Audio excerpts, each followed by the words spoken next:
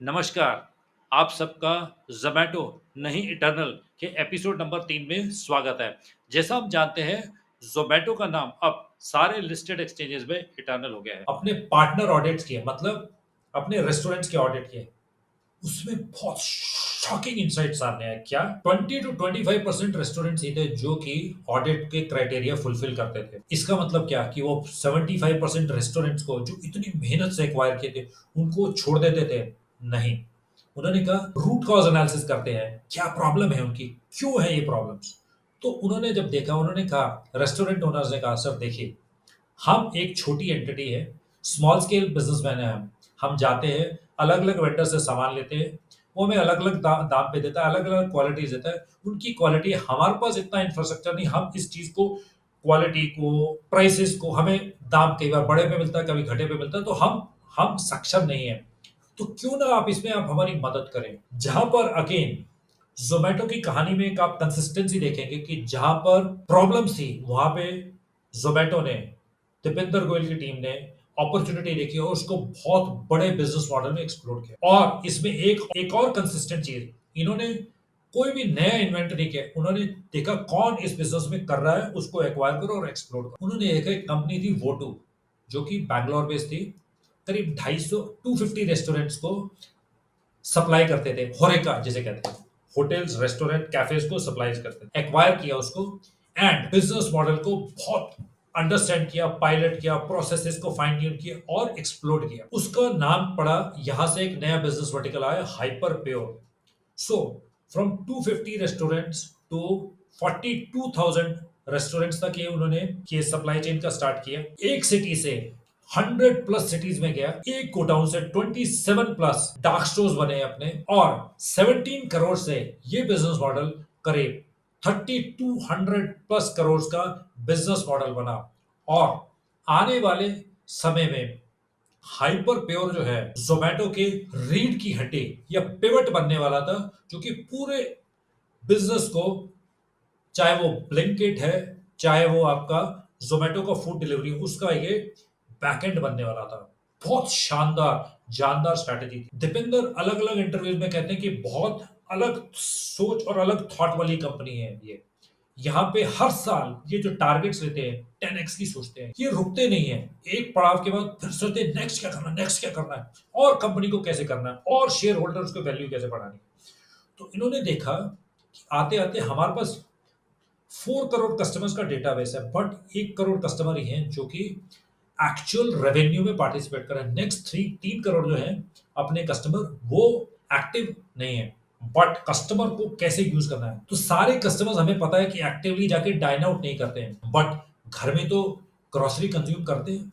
घर में कंज्यूमर्स तो है वो, राइट। उसी टाइम पे पूरी वर्ल्ड मार्केट में e grocery was picking up, including India. यहाँ पर आपका ब्लिंकिट, जो कि पहले ग्रोफर्स था, स्विगी, इंस्टा, ये प्लान कर रहे थे, जेप्टो, ये सब प्लान कर रहे थे इंडिया में करने का। उन्होंने कहा बॉस, लोहा गर्म है, अभी इसमें घुसा जाए। तो जो ब्लिंकिट के जो ओनर थे, वो 58%, बहुत शानदार काम कर रही थी, बट ह्यूज लॉसेस में थे वो। क्यों? Rider payouts were huge, cost of acquisition were high, supply मतलब लॉसेस बहुत थे, बर्नआउट बहुत ज्यादा था, रेस्टोरेंट्स बंद, उनके डार्क स्टोर्स बंद हो रहे थे, आपके उनके एम्प्लॉयज में अट्रिशन बहुत था। तो उन्होंने कहा मैं धीरे धीरे मदद स्टार्ट करता हूँ इनकी। इन्होंने 9% शेयर खरीदा उस कंपनी में। उसके बाद कंटिन्यूस राउंड ऑफ फंडिंग्स किया, उसमें कंपनी परफॉर्म करने लगी। एक मोमेंट ऐसा आया, उनको बोला कि बॉस, दीपेंद्र को पता था कि ये मार्केट 2018-19 के आसपास, जो कि $2 बिलियन की थी, ये 10x 20x होने वाली थी।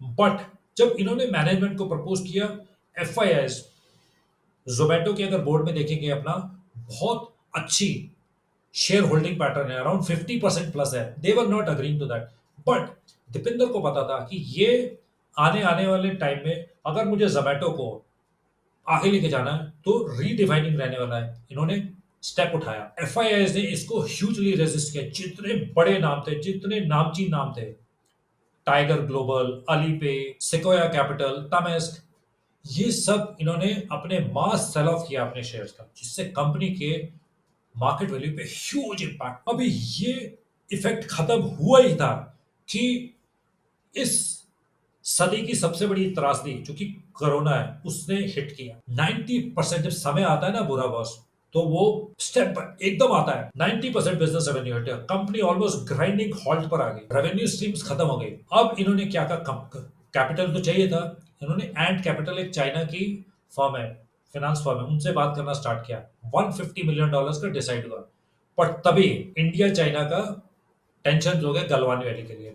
इंडियन गवर्नमेंट ने बैन कर दिया all Chinese FDI into the country ना। ऐसे में अगर कोई और होता था वो टूटता था, बट ये दीपेंद्र गोयल थे जो कि कभी टूटेगा नहीं मैन। इन्होंने कहा कि इसमें अपॉर्चुनिटी क्या है, इन्होंने देखा अपॉर्चुनिटी है।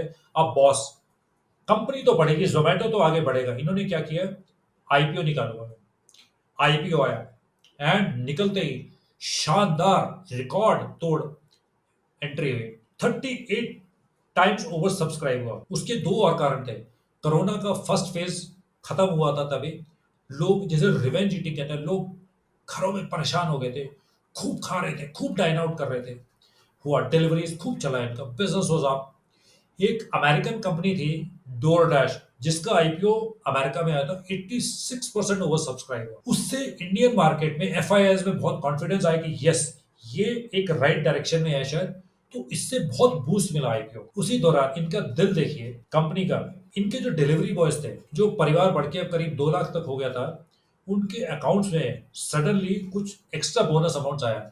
उन्होंने कहा ये हमारा ग्रेटिट्यूड है आपके लिए, too little but too late. But जब भी कोई आईपीओ होता है तो कंपनी के फाउंडर की तारीफ होती है, बट बहुत अनसंग हीरोज होते हैं। आप हमारे हीरोज हैं, तो ये लिटिल एज ए रिस्पेक्ट समझ लीजिए। बट ये जो खुशी का दौर है बहुत दिन तक नहीं चला है, जो आईपीओ वाला जो है अपना।